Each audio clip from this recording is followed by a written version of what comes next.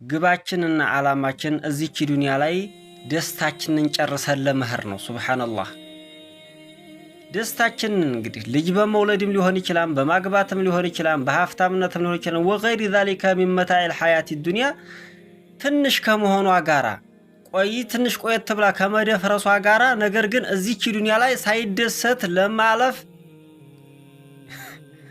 የሚፈልግ ሰው የለም በጭራሽ። ለዚህም ተብሎ አላህ ሱብሓነሁ ወተዓላ ራሱ ሁሉ ጊዜ ሲለምን አቲና ፊ ዱንያ ሐሰን እንደው በዚች በዱንያ ላይ በቃ ነው ክብረቱን ልጁን ሚስቱን ምኑን በቃ ቁጭ ብሎ አላህን ሱብሓነሁ ወተዓላ የሚለምነው ምንድነው? ጀነትን አይደለም ላ እዚች የዱንያን ያጭሯን ህይወት ደስታ ነው የሚለምነው። ሱብሓነላህ አላህም ሱብሓነሁ ወተዓላ ምን ይላል ይህን የሰው ልጅን ሁኔታ ሲናገር መን ካነ ዩሪዱ ልዓጅለተ እዚች ዱንያ ላይ እኮ ማንኛውንም ነገር ቶሎ እንዲያገኝ የሚፈልግ ሰው ፍላጎቱ ይሄ ከሆነ አልዓጅለ እዚች ዱንያ ላይ ደስታን እንግዲህ የሚፈልገው እዚች ዱንያ ላይ በቃ ልክ እንደ ካፊር خلاص መደሰት የሚፈልገው እዚች ዱንያ ላይ ነው። አጀልና ለሁ እናቀላጥፍለታለን ማፍ ምሽክላ ለምንድን የዱንያ ህይወት አንደኛ አጭር ናትኝ። ወመልቂያማ ሰዎች ከቀብራቸው ሲነሱ ምንድነው የሚሉት? ከአለም የልበሱ ኢላ ሰዓት ሚንሃ ምንም ማትቆጠናት ከዘላለማዊ ህይወት አንፃር ማለት ነው። ከዚያው ላይ ደግሞ በበሽታ ትደፈርሳለች፣ በማርጀት ትደፈርሳለች፣ በሞት ትደፈርሳለች። ወማዓ ሀዛ ነገር ግን እዚች ዱንያ ላይ خلاص በጣም ደስተኛ ሆነን በኒዕማ ተትረፍረፈን ሞልቶ ተርፎ ተተኑ እንድንሞት ነው የምንፈልገው። ከምን ይንጣ ከምን ይህን ደግሞ የፈለገ ሰው በዚች በዱንያ ላይ አኪድ የሆነ ወንጀል ሐራም መስራቱ መዋሸቱ አይቀርም፣ መስረቁ አይቀርም፣ ሰው ጋር መጣላቱና መጋደሉ አይቀርም።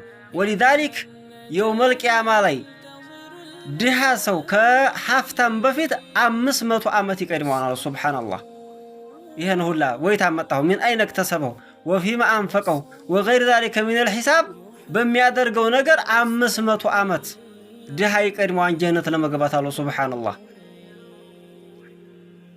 نعم الله سبحانه وتعالى من يلان عجلنا له فيها ما نشاء دمو كوسو የሚፈልገውን አይደለም ላ እኛ ለምን አልባይ ይሄን ያህል ገንዘብ ይሄን ያህል ንብረት ይሄን ያህል ብለን አላማና ስኬት አብጅተን ይሆናል የምንንቀሳቀሰው።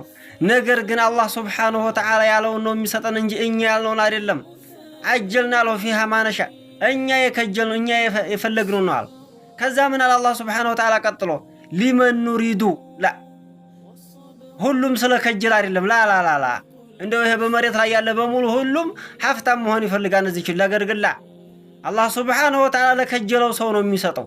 ሊመን ኑሪዱ ምን አለ ከዛ ثم جعلنا له جهنم يصلاها مذموما مدحورا سبحان الله جزاء ምንድነው የጀሃነም ለምን አንድ ሰው በዚች በዱንያ ላይ አጅላ ካረ خلاص غافل ይሆናል ይዘናጋል።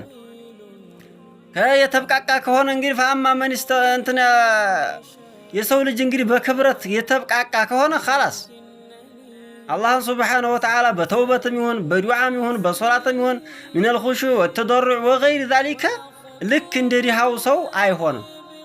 ለዚህም ተብሎ ዲሃና ሀፍታምን ብታዩአቸው خلاص ማንኛው ነው ከመስጊድ የምታዩት ቢላሂ አለይኩም ወደ ኸይር ስራ ሲቀደም የምታዩት ማንኛው ነው?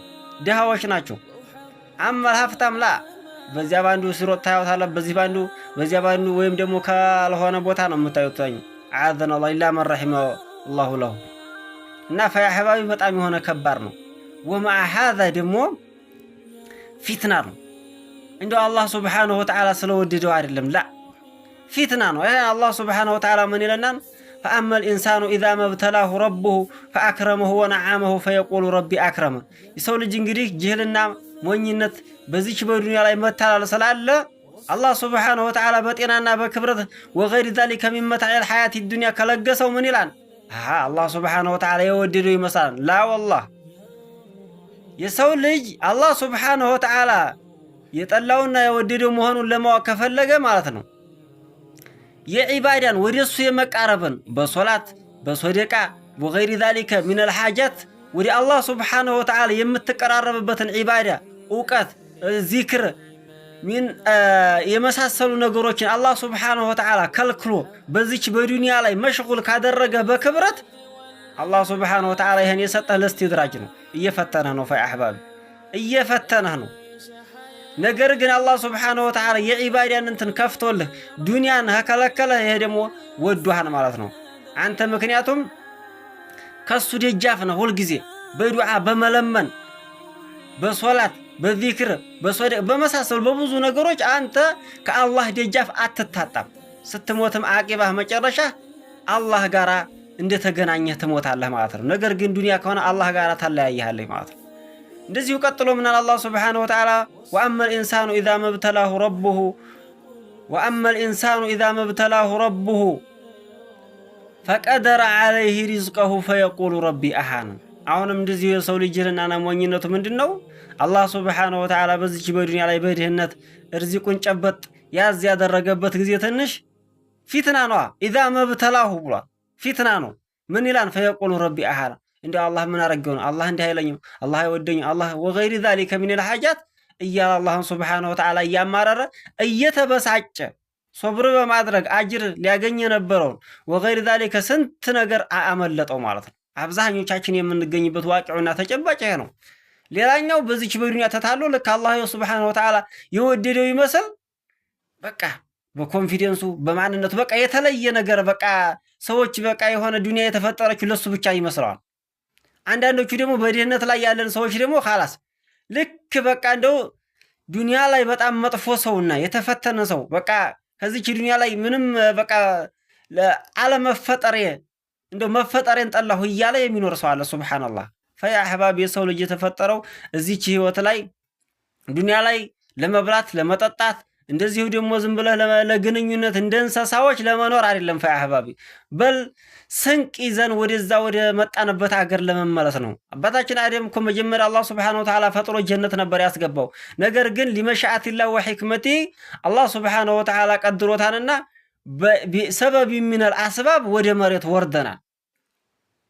ነገር ግን አላህ ሱብሓነሁ ወተዓላ እዚች መሬት አውርዶ ዝም ብሎ ልቅ አድርጎ አልተወንም። በላ ቡደ ከሞትን በኋላ ተቀስቅሰን የያዝነው ስንቅ መጥፎም ይሁን ጥሩ ነገር ተመዝኖ ሁሉም በሰራው ስራ ጀዛውን አግንቶ የጀነት የሚያስገባው ከሆነ ጀነት ይገባል፣ ወደ ጀሃነም የሚገባ ሆነ ወደ ጀሃነም ይገባል። አላህ ማንንም አይበድልም። ጀነትም ካስገባ ቢራህመቲህ ነው። ጀሃነም የገባ ሰው ፈቢዐድሊህ ነው። ባንም ያለ ሁጃ ሳይቆምበትኝ ወደዛ የሚገባ ነገር የለም። ነገር ግን እኛ የዚችን የአጭሯን ህይወት ደስታና ጥቅም ፈልገን የዛኛውን ደስታ ማጣት የለብንም። ፈያ አሕባቢ ዱንያ ላይ ሁለት ህይወትን አሉ። አንደኛው ሀብታምነት፣ አንደኛው ድህነት፣ አንደኛው ግማሾቹ ሙእሚን ግማሾቹ ካፊር። ጀነት ላይም ሀከዛ ግማሾቹ የጀነት ግማሾቹ የጀሃነም ናቸው። ከማንኛው መሆን ነው የምንፈልገው?